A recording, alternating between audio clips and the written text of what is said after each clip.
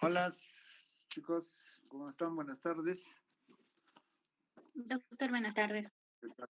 ¿Cómo están? ¿Cómo están? Bueno, vamos a continuar entonces con la clase. Y entonces estamos en el capítulo de insuficiencia renal aguda, ¿no? Y nos habíamos quedado de que la creatinina y el gasto urinario eran los parámetros que nos miden, pues precisamente son los marcadores, vamos a decir, de la función renal. Entonces nos sirve para medir tanto un cuadro agudo, ¿no? Como un cuadro crónico. Pero sin embargo, la creatinina tiene pues digamos, sus bemoles, ¿no? Porque pueden variar por diferentes circunstancias, pueden alterarse por diferentes circunstancias, ¿no? Como por ejemplo la edad, de hecho. Había mencionado que a partir de los 40 años la, la función renal baja 1% por año, ¿no? De tal manera que si nosotros tenemos un paciente que tiene 70 años, solamente por la edad tendría 30% de función renal menos. Entonces, la edad definitivamente va a alterar, ¿no? la creatinina. El sexo mismo. Habíamos mencionado también que el varón tendría más masa muscular, por consiguiente más creatina y por consiguiente, ¿no? Más creatinina, ¿no? En relación a las damas, ¿no? Ahora, la masa muscular definitivamente es un factor que puede influenciar en la creatinina. Medicamentos. El estado nutricional, un paciente desnutrido, obviamente tendrá menos masa muscular y menos creatinina, ¿no? La secreción tubular, la reabsorción también, ¿no? De hecho, que va a alterar la creatinina. El estado de hidratación, de hecho, un paciente que está deshidratado, la creatinina seguramente va a estar incrementado. De tal manera, como verán, ¿no? La creatinina va a estar influenciada por muchos factores, ¿no? De tal manera, eso tenemos que tener en cuenta, tenemos que considerar al momento de valorar, ¿no? La función renal de las personas o de los pacientes. Hay un concepto muy importante en esto de lo que se llama la reserva renal. Tanto en la enfermedad aguda renal crónica o aguda, puede existir una creatinina, incluso puede estar normal, ¿no? Pero ya con alteración de la enfermedad renal crónica y aguda. Eso se llama reserva renal. Hay una reserva renal. Siguiente.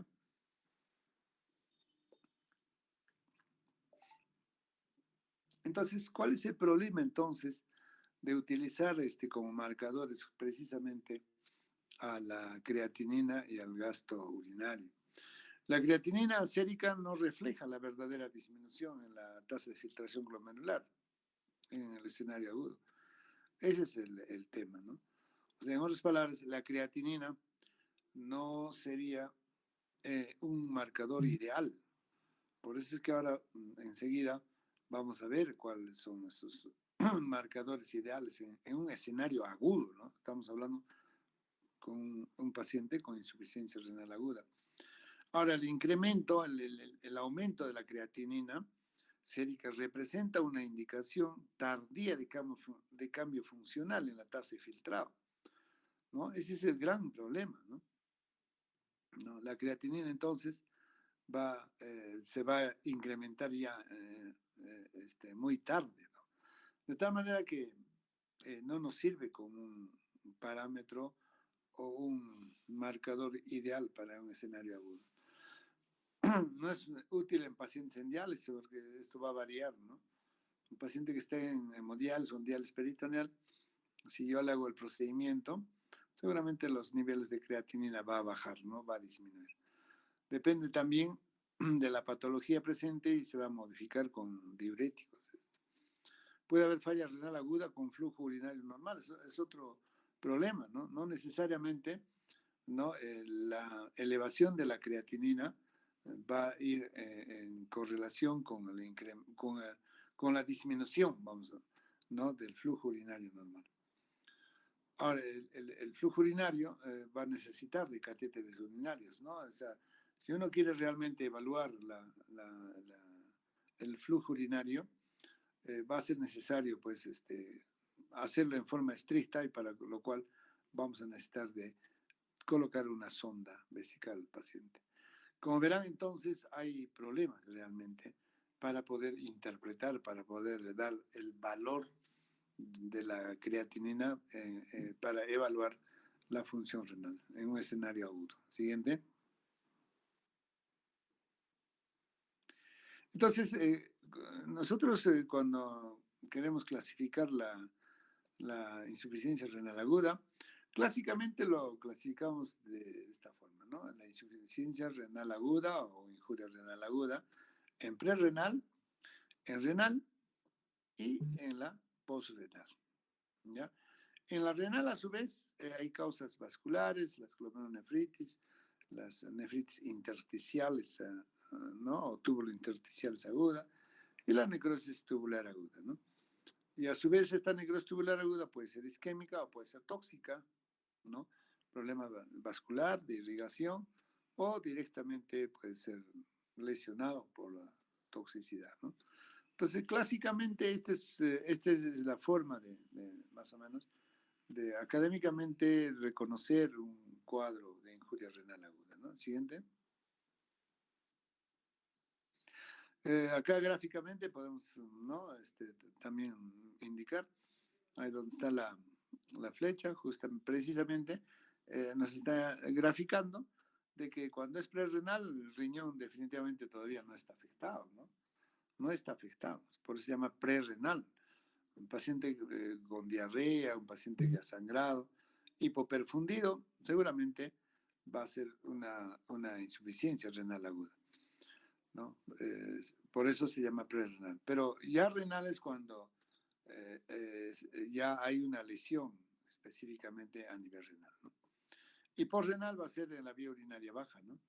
Todo proceso obstructivo, sea por causa luminal o intratubular o por causa extrínseca, ¿no? Estos van a condicionar a una obstrucción de la vía urinaria y esto puede conllevar a un problema, ¿no? Siguiente. Entonces, ya un poco ya tratando cada una de la clasificación, vamos a ver lo que es la injuria renal aguda, en la prerrenal, ¿ya? Es la causa más frecuente de insuficiencia renal aguda, ¿no? Después de la necrosis tubular aguda, ¿se acuerdan de la etiología, ¿no? Entonces, la prerrenal es la segunda causa, por eso es la causa, una de las causas más frecuentes, ¿no? Si se trata de forma adecuada, se puede revertir. O sea, un paciente que está sumamente deshidratado, hipoperfundido, antes de que se haga el problema renal, ¿no es cierto? Se convierta en renal, nosotros hidratándolo severamente podríamos revertir el cuadro, ¿no? Ahora, si la causa del fracaso prerenal no se corrige, puede producirse una necrosis tubular. Es lo que pasa, ¿no? Inicialmente una hipoperfusión renal, ¿no? Se activa primero los mecanismos de defensa glomerular, ¿no? La regulación interglomerular. Una vez que esto claudique, ya recién hay un problema de necrosis tubular, ¿no? Entonces transformándose pues el fracaso prerrenal en parenquimatosis. Ahora, su mecanismo fisiopatológico reside en el descenso de la perfusión renal. Es decir, definitivamente toda hipoperfusión o descenso de la perfusión renal va a conllevar pues a un cuadro de esta manera. O sea, una prerrenal puede convertirse en renal cuando esto se hace sostenible, cuando la etiología, la causa, no lo revertimos no inmediatamente. En este caso, con una rehidratación severa, ¿no? Siguiente. Entonces, ¿qué es lo que pasa cuando hay disminución de la perfusión renal? El riñón tiene una forma de defensa, es una forma de defenderse frente a una noxa de esta categoría. Cuando hay una perfusión disminuida del riñón, Entonces, existe pues un incremento de la angiotensina 2, lo cual va a hacer que haya vasoconstricción en las arteriolas, sobre todo en la arteriola, ¿no es cierto?, eferente, de tal manera que la presión intraglomerular no claudique, ¿no? Y siga perfundiendo de ese glomérulo, de eso se trata, ¿no? Por eso es que el riñón no claudica de primera instancia, todavía se defiende, ¿no? Por otro lado, también hay aumento de las prostaglandinas, ¿no? Aumento de las prostaglandinas, ¿no? Obviamente vasodilatadoras o vasoconstrictoras para que igualmente podamos mantener la perfusión renal, ¿no? También se va a activar la autorregulación miógena muscular, ¿no? Y esto va a hacer que haya dilatación de la arteriola aferente y constricción finalmente de la eferente, ¿no? Y esto va a mantener pues justamente, precisamente la perfusión renal, ¿no? Y eso es eso es la autorregulación glomerular, ¿no? Frente a una anoxia. La anoxia acá, en la prerrenal, sería la disminución en la perfusión renal, por cualquier causa, ¿no? Una deshidratación severa, ¿no? Sea por diarrea, vómitos, pérdida de líquidos orgánicos, va a llevar a esta situación. Siguiente. ¿Cuáles son las causas, no, etiología de la insuficiencia prerrenal? ¿No? O sea, el descenso de la perfusión renal. Primero tenemos la disminución absoluta del volumen de sangre efectivo, ¿no? Acá vamos a tener por hemorragias, pérdidas cutáneas como quemaduras, sudor, pérdidas gastrointestinales como diarreas, vómitos, ¿no? Pérdidas renales, ¿no? Por ejemplo, el uso de diuréticos en forma indiscriminada, sobre todo los diuréticos potentes. Tercer espacio, o la formación de tercer espacio, ¿no? En casos de peritonitis o quemaduras, ¿no? Va a haber en estos casos, podría haber una disminución absoluta del volumen de sangre efectivo. Eh, Así como hay disminución absoluta, también hay disminución relativa del volumen de sangre efectivo, ¿no?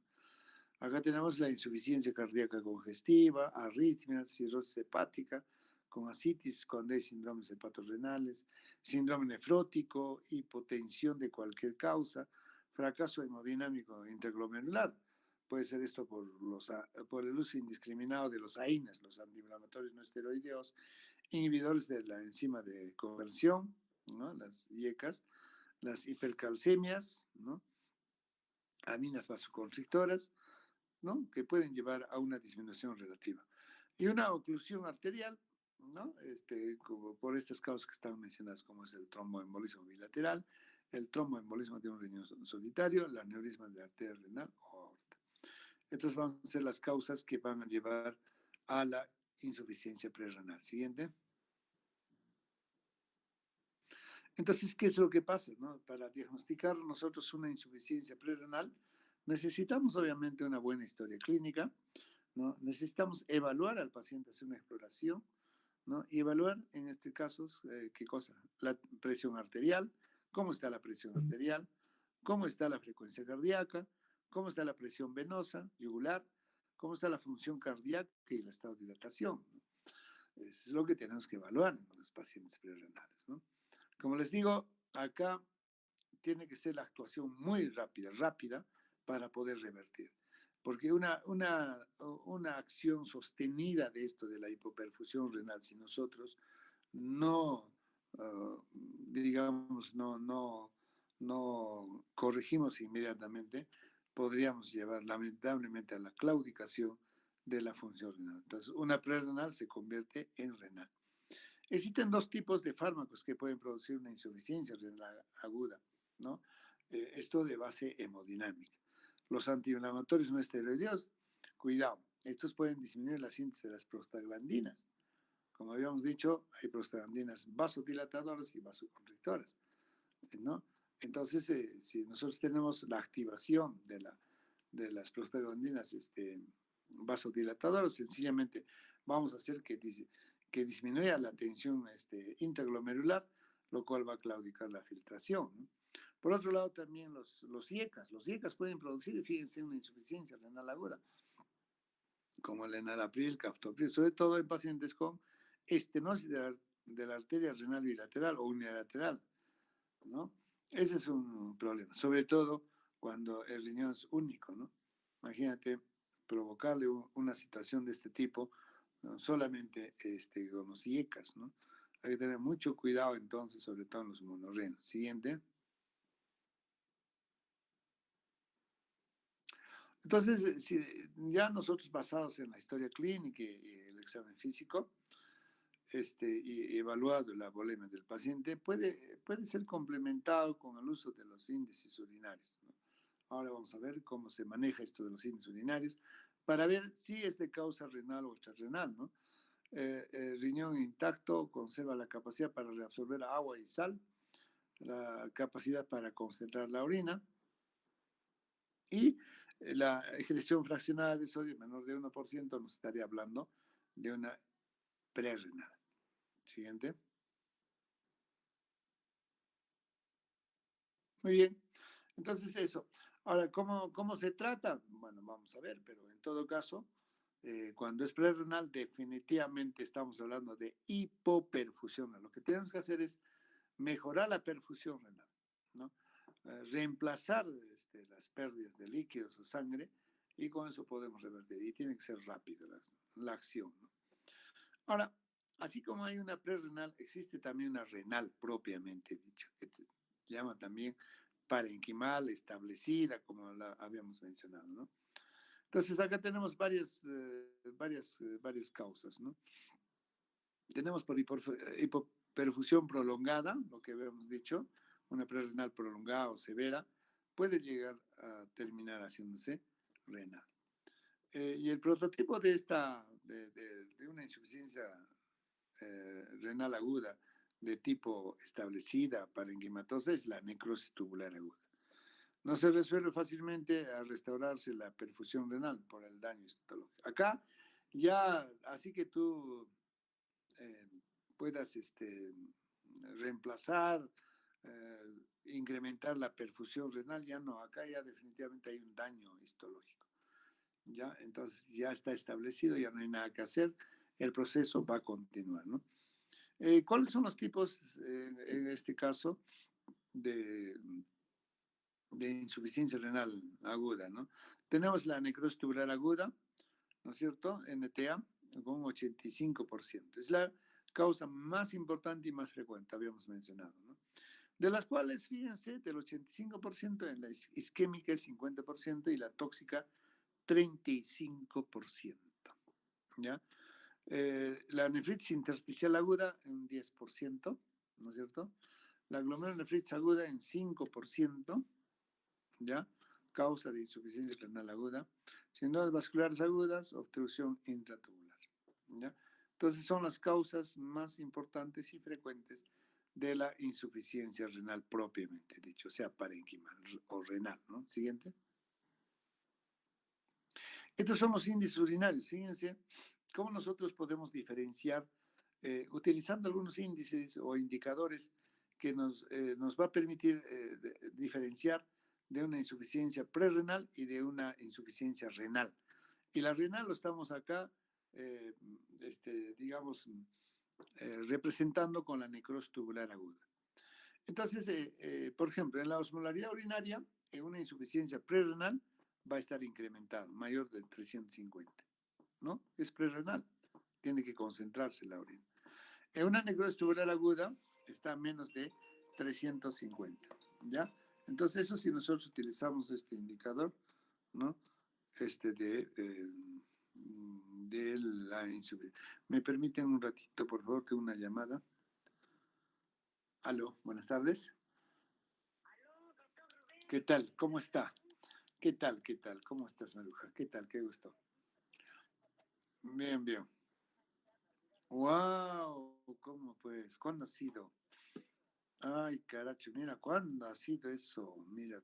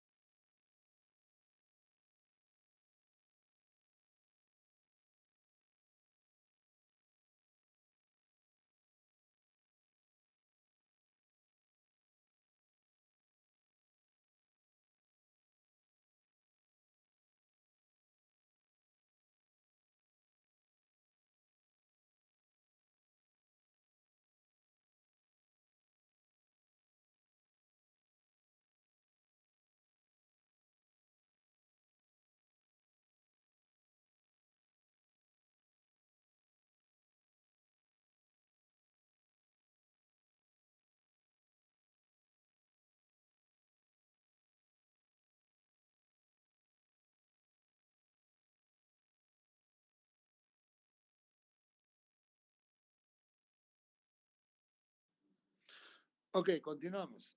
Entonces, estos son los índices urinarios que sería bueno, perdonen.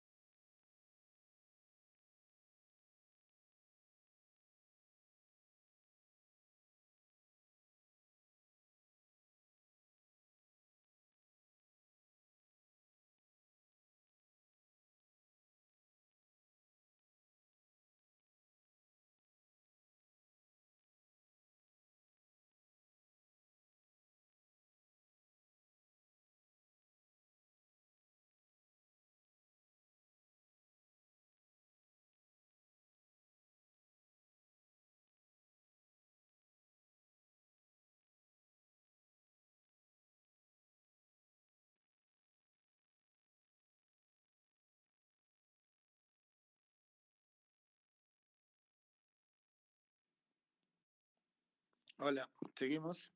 Bueno, entonces les decía que el otro marcador, ah, perdonen un rato.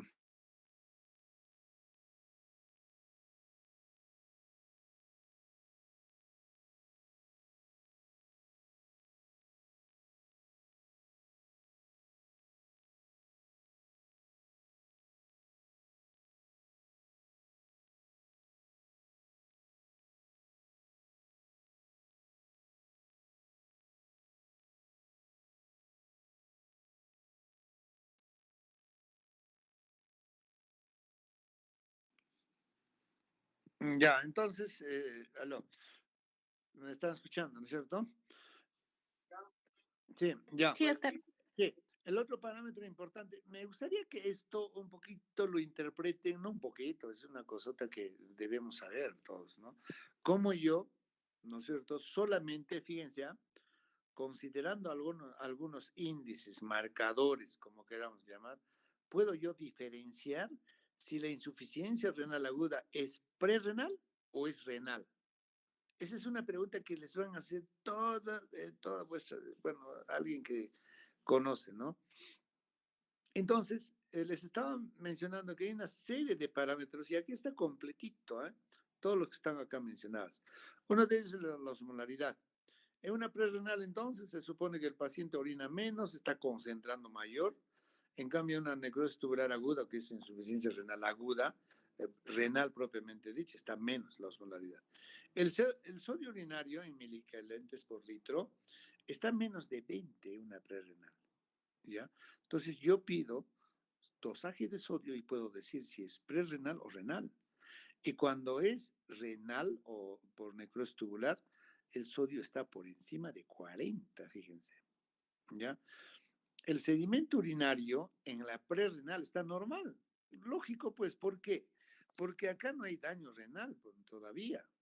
Es pre, antes, no tiene nada que hacer. No es ni pre ni post. O digo, no es renal ni post, ¿ya? En cambio, en la necrosis tubular, acá sí hay daño. Entonces, de hecho, el sedimento va a estar alterado. Las proteínas en una prerrenal no tiene por qué haber, pues acaso hay daño glomerular todavía. En cambio, en la necrosis tubular aguda sí hay daño. Puede haber 1 a 2 cruces. Otro indicador o índice urinario importante para ver si es prerrenal o renal es la densidad urinaria. Fíjate, en la prerrenal está entre 1015 a 1025. En cambio, en la necrosis tubular ya hay una hipodensidad, o sea, no está concentrando bien. ¿Por qué? Porque el túbulo está dañado. Y ustedes saben que la densidad urinaria, ¿no? Es el que mide, ¿no? La osmolaridad indirectamente, ¿no? Y de hecho, entonces, nos va a medir la capacidad de concentrar o de diluir la orina. ¿Se acuerdan? Me parece contracorriente, ¿no? Entonces, cuando es necrosis tubular, está bajo, pues, hay una densidad baja de la urinaria. El otro indicador, el otro índice es el UP de la osmolaridad, o sea, la relación orina-plasma de la osmolaridad. Fíjense, en la prerrenal está más de 2, es cuestión de sacar la osmolaridad de la sangre y de la orina. Cuando es más de 2, es una prerrenal, y si es menos de 1, estamos frente a una necrosis tubular aguda. El UP, o sea, la relación de la orina-plasma de la creatinina. Entonces, hacemos una correlación y vamos a ver que en la prerrenal está por encima de 20 a 40 y en la necrosis tubular está menos de 15, ¿no? Ahora, la relación urea-creatinina sérica en la prerrenal está más de 40 y en la renal está menos de 20. Después tenemos también la relación de la urea urinaria y plasmática. Si nosotros correlacionamos eso, vamos a ver que en la prerrenal está más de 20 y en la necrosis tubular aguda menos de 10. Y finalmente, la FeNA, la famosa FeNA, fracción de excreción del sodio, FeNA. ¿Cómo está la FeNA? En la prerrenal es menos de 1 y en la renal o en necrosis tubular aguda más de 1. ¿Correcto? Entonces, esos son los parámetros o los índices urinarios que nosotros, ¿no?, consideramos para evaluar, ¿no?, de qué se trata, de una prerrenal o renal. Siguiente. Muy bien.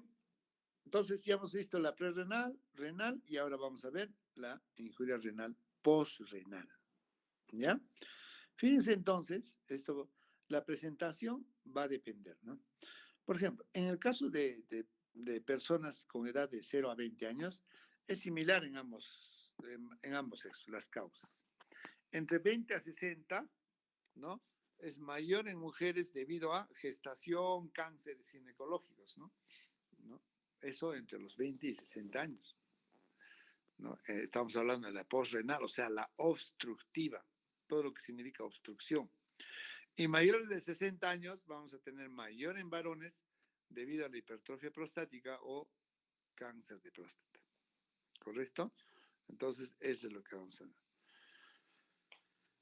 Tenemos dentro de las causas la estenosis uretral por valvas, fibrosis, crecimiento prostático, disfunción vesical. Por neoplasia vesical, neoplasias del uréter, puede ser uni o bilateral, o unilateral en un riñón único. Por fibrosis retroperitoneal, esto por infiltración por neoplasias, por cáncer, ¿no? Retroperitoneales, como linfomas, hematomas. Litiasis bilateral o unilateral en riñón único, por cristales o cálculos, ¿no? Muchas veces podríamos tener inclusive cálculos o piedras en ambas vías urinarias. El tema es de que la obstrucción puede ser, ¿no?, intraluminal, o sea, dentro del lumen de la luz tubular, o externa, o sea, extraluminal, ¿ya? Una causa extrínseca también puede obstruir la vía urinaria. Esas son las causas entonces de la insuficiencia renal aguda postrenal. Todo lo que significa obstrucción puede conllevar esto. Pero tiene que ser una obstrucción bilateral, bilateral. Porque si hay una obstrucción unilateral, o sea, de un solo riñón, no hay problema porque el otro riñón sigue funcionando, ¿no? Tiene que ser bilateral. Siguiente. Entonces, acá tenemos, dentro de la clasificación, tenemos en cuanto a la duración, pueden ser horas o días, ¿no? Eso se llama agudas. Y subagudas pueden ser días o semanas, ¿ya? ¿No? Días o semanas. ¿Se acuerdan de la rápidamente progresiva? ¿No? También le llamamos subaguda, ¿no? Que puede ir en semanas. Luego, de acuerdo a la localización, vamos a tener obstrucciones que están a nivel de la pelvis, a nivel del uréter, a nivel de la vejiga y a nivel de la uretra. Entonces, de acuerdo a la localización topográfica, podemos indicar de esa forma. Y de acuerdo al grado de obstrucción, puede ser parcial, una obstrucción parcial, o puede ser una obstrucción completa, total. ¿Ya? Entonces, la clasificación lo vamos a hacer de acuerdo a la duración, a la localización y al grado de obstrucción. Siguiente. Entonces, la reversibilidad en el caso de la postrenal estará en función inversa a la duración de la obstrucción, ¿no? ¿No? Obviamente, ¿no? Si tenemos una obstrucción ya prolongada, crónica, pues definitivamente vamos a tener ya un cuadro renal probablemente ya dañado, ¿no? Entonces, esta reversibilidad, bueno, también, ¿no? Va a depender si se trata de una obstrucción extraluminal, o sea, fuera de la vía urinaria, o intra, o que sea, que dependa de de la luz, del lumen, ¿no? Siguiente. ¿Cuáles son las causas extraluminales? Fíjense, próstata. La próstata, bueno, pues como habíamos indicado, es una causa bien frecuente en personas mayores, ¿no? Del sexo masculino. Esto puede ser por hipertrofia benigna o por cáncer, ¿no? Neoplasia. Neoplasias malignas ginecológicas de mujeres, la fibrosis retroperitoneales, los tumores colorectales, vejiga neurogénica, ligadura de uréteres. Esas son causas extraluminales, no tienen nada que ver la vía urinaria, ¿no? Sino de afuera estarían comprimiendo, ¿no? Todas estas causas. Y cuando hablamos de la dependencia del mismo lumen, de la luz mismo de la vía urinaria, es la intraluminal. Acá sí está dentro de la luz, los cálculos, por ejemplo, los coágulos. El mieloma de cadenas ligeras puede también está considerado dentro ahí. La necrosis papilar, mira, es intraluminal. El cáncer de vejiga, la micosis, que podría producir una obstrucción intraluminal. Siguiente. Muy bien, entonces, digamos, para que funcione el riñón en forma integral, ¿no es cierto? En forma integral, total, necesitamos de varios factores, ¿no? De una perfusión sanguínea adecuada, ¿no? ¿No? De hecho, de su integridad del parénquima, o sea, qué tan sano está completo está, vamos a decir, el parénquima renal, y de la permeabilidad, ¿no? ¿No? O sea, qué tan de las vías urinarias. Si yo tengo una obstrucción, obviamente ya me altera. En otras palabras, para que funcione buenamente el riñón, necesitamos que llegue la sangre, ¿no es cierto? Filtre y se tenga que eliminar, ¿no? Cuando hay alteración en estas diferentes fases, vamos a tener, ¿no?, el problema de la obstrucción, ¿no? O la postrenal. Siguiente. Entonces, vamos a ver el cuadro clínico, ¿no? De la insuficiencia renal aguda, ¿no? Vamos a ver acá en el recuadro, el primer recuadro, vamos a ver el defecto renal, o sea, lo que se altera en la insuficiencia renal aguda y cuáles son las consecuencias de esa alteración, ¿no? Por ejemplo, en lo que es trastornos hidroelectrolíticos, ¿qué pasa con el agua? En un paciente que tiene insuficiencia renal aguda, ¿no? Generalmente hay sobrehidratación, el paciente va a estar sobrehidratado, va a retener líquido, ¿no?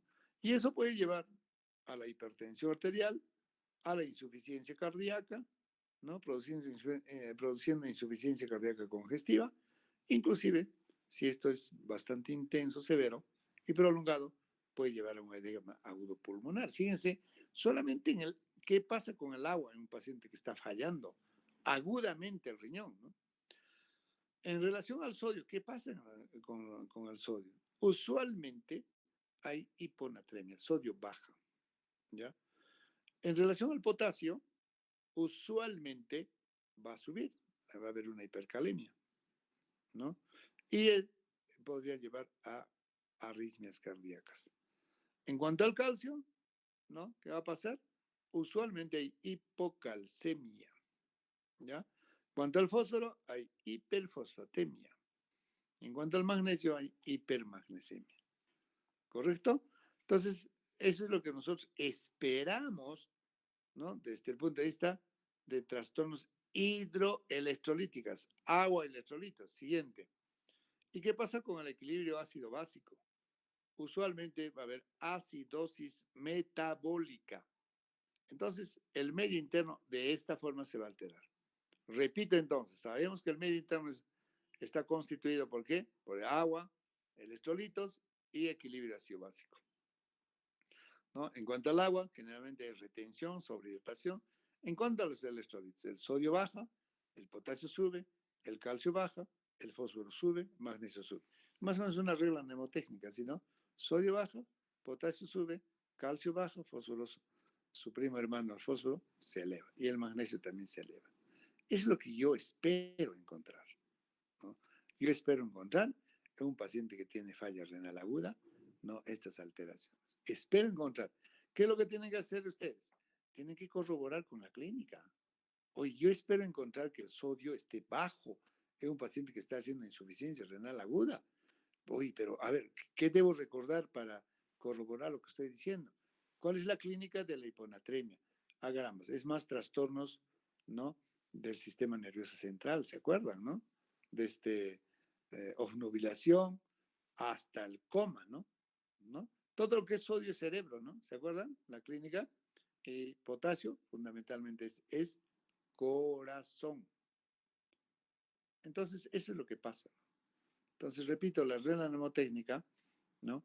Es que el agua se retiene, sobrehidratación, electrolitos, sodio baja, potasio sube, calcio baja, fósforo sube, magnesio sube.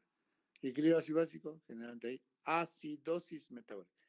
Eso es lo que yo espero encontrar en un paciente que tiene insuficiencia renal aguda y también en la crónica, por si acaso les voy adelantando, ¿no? Es así, solo que en la crónica, ¿no? La evolución es de larga data, es lento, progresivo, o sea, crónico, ¿no? Muy bien. Ahora, ¿qué pasa si hay retención nitrogenada? ¿No es cierto? Habíamos dicho, ¿no? Sus sinónimos de retención nitrogenada, ¿qué cosa habíamos dicho? Azoemia, después otro nombre, hiperazoemia. Entonces yo digo, paciente está con retención nitrogenada, o también puedo decir paciente está con azoemia, o paciente está con hiperazoemia, ¿no? Acá se eleva la urea, la creatinina, el ácido úrico, ¿no es cierto? ¿No? Entonces, cuando se elevan estas sustancias nitrogenadas, ¿qué va a pasar con el paciente? El paciente va a presentar desde síntomas inespecíficos como es el malestar general, astenia, dinamia. Digo inespecífico porque no es propio pues del enfermo renal agudo esto, ¿no? Astenia puede producir hasta una gripe, ¿no? Entonces, pero sí, en una uremia, un paciente está con malestar, con decaimiento, hay astenia, hay dinamia, ¿no? Ahora, alteraciones en la sangre, va a haber anemia, ¿no? Equimosis, puede haber infecciones. O sea, alteración de las tres series, ¿no? En este caso, anemia, serie roja, equimosis, plaquetas e infecciones glóbulos blancos. Entonces, alteración de las tres series. Va a haber a nivel cerebral, va a haber cefalea, convulsiones y coma. Esto por la uremia, ¿no? Va a haber confusión mental, apatía, depresión. A nivel cardíaco, podemos tener una pericarditis, ¿no? O en este caso, que se va a llamar urémica, ¿no? Pericarditis urémica, porque las pericarditis pueden deberse a muchas causas, ¿no? Desde infecciosas, pasando por la urémica y otras causas. Después, a nivel gastrointestinal, ¿qué vamos a encontrar? Náusea, vómito, gastritis, hemorragias, intolerancia a la glucosa, va a haber palidez, puede haber prurito. Esto, ¿debido a qué? A la uremia. Y cuando decimos uremia, cuando hay retención nitrogenada de la urea, creatinina y el ácido úrico. Los tres se elevan, ¿no es cierto? Los tres se elevan, ¿no? Pero el mejor marcador para medir la función renal definitivamente es la creatinina, ¿no? Creatinina. Pero como vamos a ver, la creatinina, y como ya hemos visto, no nos sirve mucho en un evento, en un escenario agudo, ¿se acuerdan? ¿No? Por eso vamos a hablar después de biomarcadores. Pero aún así, de los tres, sustancias nitrogenadas, la urea, el ácido úrico, ¿no? La creatinina es el que mejor nos va a medir la función renal, ¿ya? Una cosita muy interesante, muy importante, es siempre ver la correlación entre la urea y creatinina, ¿no? La creatinina, si nosotros consideramos redondeando 1 miligramo por decilitro, la urea es 30 miligramos por decilitro. ¿Se acuerdan? La urea está entre 20 a 40. Promedio es 30 miligramos por decilitro. Una cosa sería convertida a equivalentes, tres cosas. ¿no? Entonces, la relación es 1 a 30. ¿Correcto? Eso es la correspondencia. Para 1 de creatinina, yo espero encontrar 30 de urea. Para 2 de creatinina, espero encontrar 60 de urea. Para 3 de creatinina, espero encontrar 90 de urea. Para 4 de creatinina, espero tener una urea de 120. ¿Qué pasa? A ver, todos atentos, concentrados, es muy importante. Nosotros solamente, ¿no? Evaluando ¿no? la correlación urea-creatinina, ¿no? Podríamos llegar a diagnósticos interesantes. ¿Qué pasa si yo tengo una creatinina de 2? Le correspondería 60. Espero encontrar un 60 urea. ¿Qué pasa si esa creatinina que tengo 2 hay 150 de urea? ¡Wow! ¿Qué está pasando? Hay mucha urea para esa creatinina. ¿Y por qué estaría pasando? O sea, la correlación, la relación, ¿no? Creatinina-urea se ha abierto mucho, ¿no es cierto? Para 2 de creatinina, yo esperaría encontrar 60 de urea, pero estoy encontrando 150.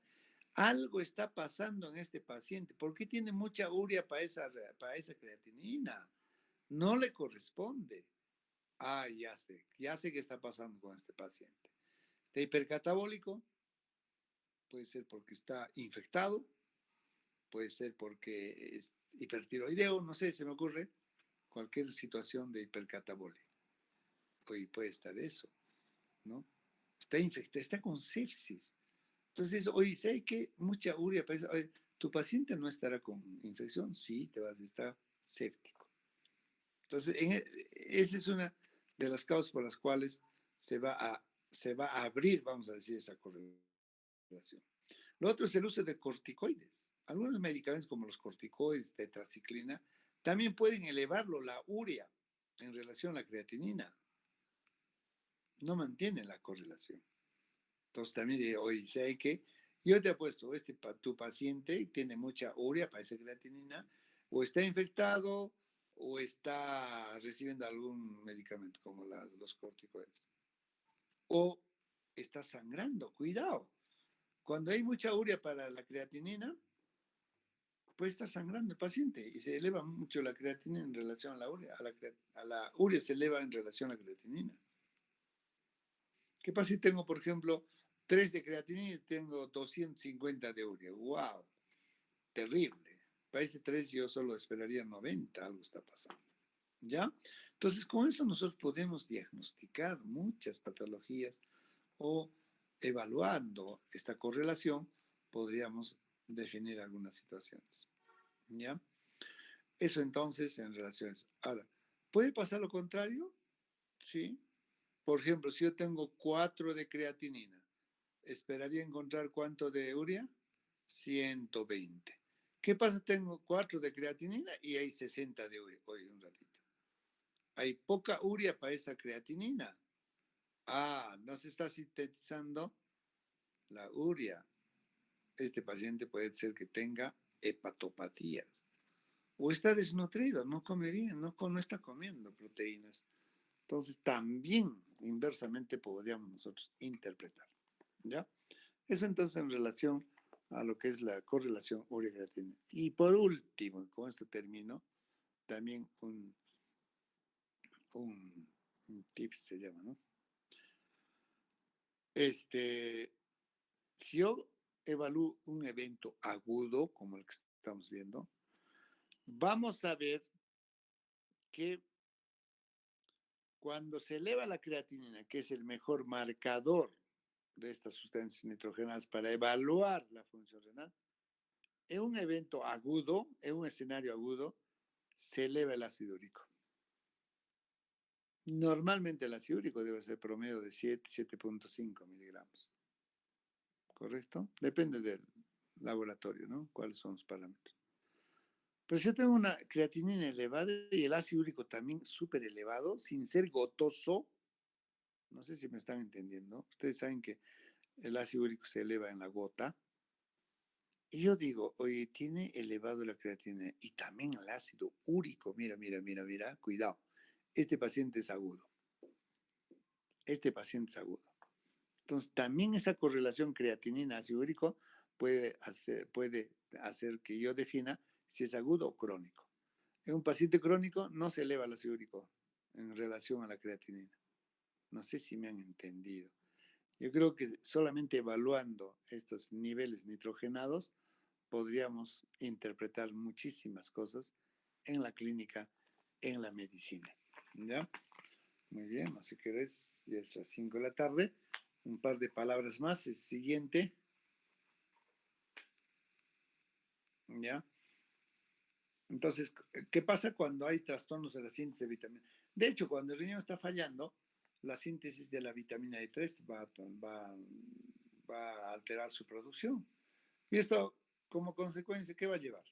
A una hipocalcemia, de hecho, ¿no? Igual pasa cuando hay trastornos de la síntesis de eritropoyetina. Como consecuencia vamos a tener que usar anemia. Ustedes saben que la eritropoyetina se produce pues en el intersticio, ¿no es cierto? Medular, el túbulo intersticial.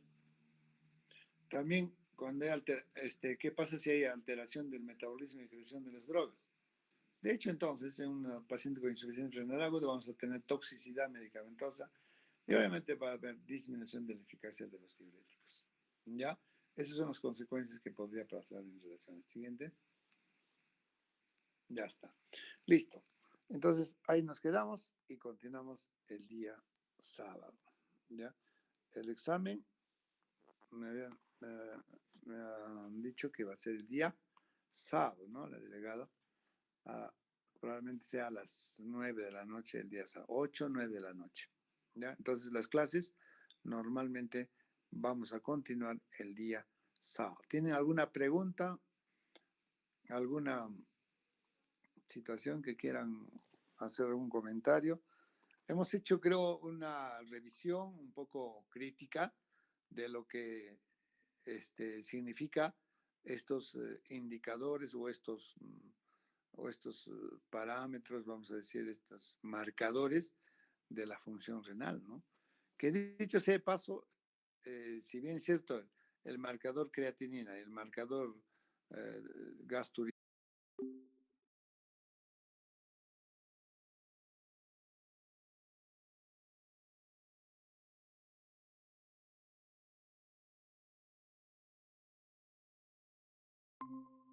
para poder un poquito más analizar, un poquito más interpretar, un poquito más comentar. Inclusive les he enseñado cómo las correlaciones de la urea-creatinina nos sirve para poder interpretar o definir algunas alteraciones, igual que la creatinina y el ácido úrico, ¿no?